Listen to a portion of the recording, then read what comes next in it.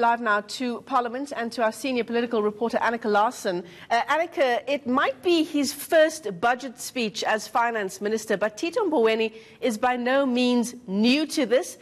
Having said that, though, what's possibly different and more difficult this time round?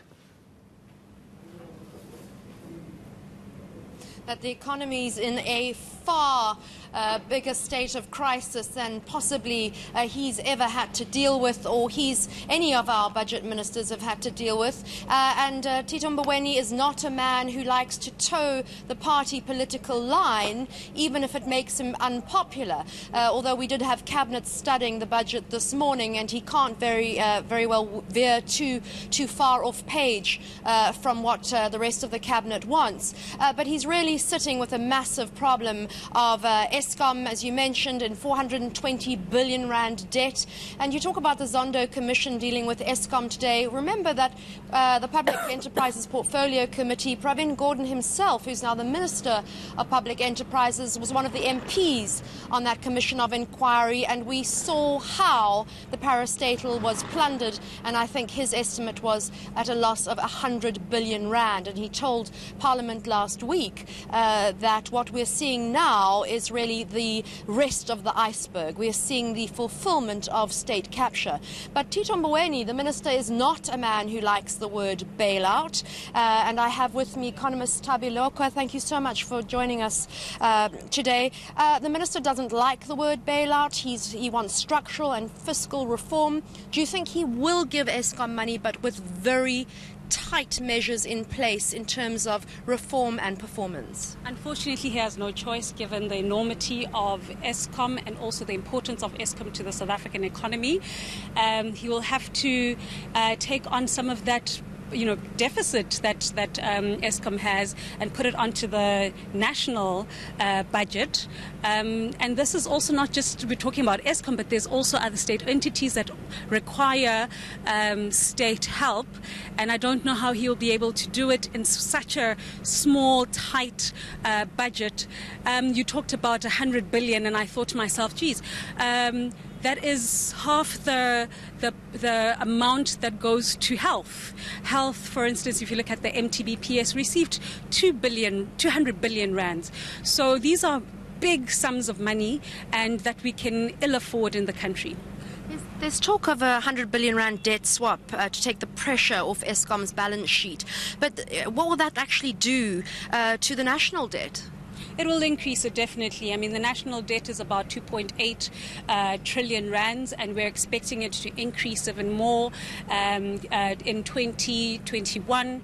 I think that the forecast is getting closer to 60% of GDP, and that's critical levels if you compare it to other emerging markets. Remember, before the financial crisis, South Africa's debt to GDP was about 30%. So we have almost actually doubled our debt since before the financial crisis. Talking about also the financial crisis, just to give you a number about Eskom. Eskom's current debt is about 420 billion rands. The national debt, as in the sovereign debt, before the financial crisis was just under 500 billion rands. So Eskom's current debt is the same as the sovereign debt before the financial crisis. So when they say it's too big to fail, they honestly mean it will cripple the economy. What about he needs to get the money from somewhere? Where's he going to get that money from pre-election, keeping the unions happy, keeping voters happy?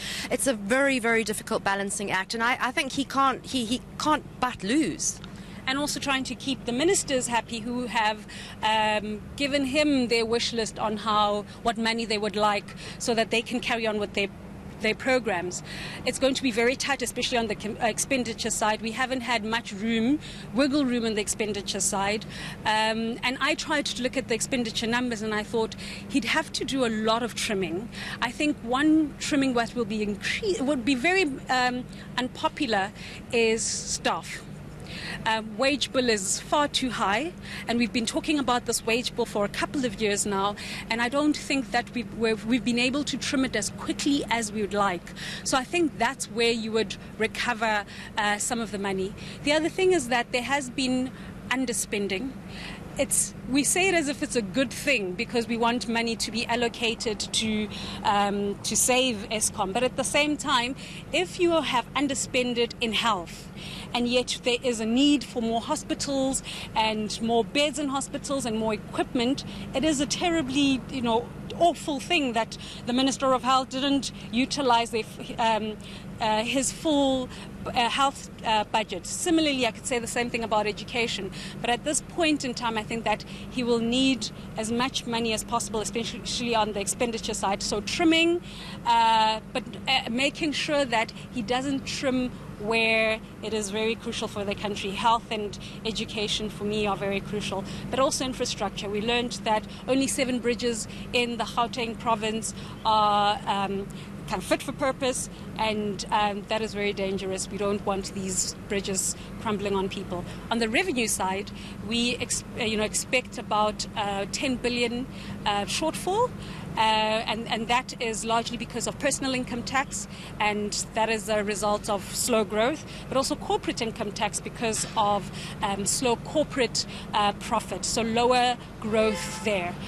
So it's very tough right now for the minister. Aren't you glad you're not him?